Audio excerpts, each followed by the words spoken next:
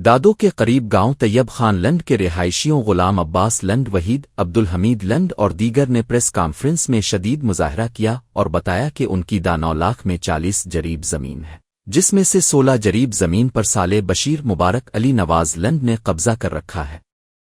شاکی رہائشیوں کا کہنا ہے کہ 6 دن قبل وہ اپنی زمین پر ٹریکٹر چلانے گئے تو قبضہ کرنے والوں نے فائرنگ کرتے ہوئے حملہ کیا اور ان کے 2 نوجوان حمید اور زاہد لنڈ شدید زخمی ہو گئے۔ ان کا الزام ہے کہ قبضہ کرنے والوں کی پشت پناہی دادو پولیس کے بڑے منشی علی بخش لنڈ کر رہے ہیں، جس کی وجہ سے خدا آباد پولیس بھی قبضہ کرنے والوں کے ساتھ کھڑی ہے۔ مزید بتایا گیا کہ قبضہ کرنے والے نوجوان بشیر لنڈ، علی نواز لنڈ، پیار علی لنڈ ہتھیار اٹھا کر زمین پر قابض ہیں اور اگر کچھ ہوا تو اس کے ذمہ دار بڑے منشی علی بخش لنڈ اور قبضہ کرنے والے ہی ہوں گے۔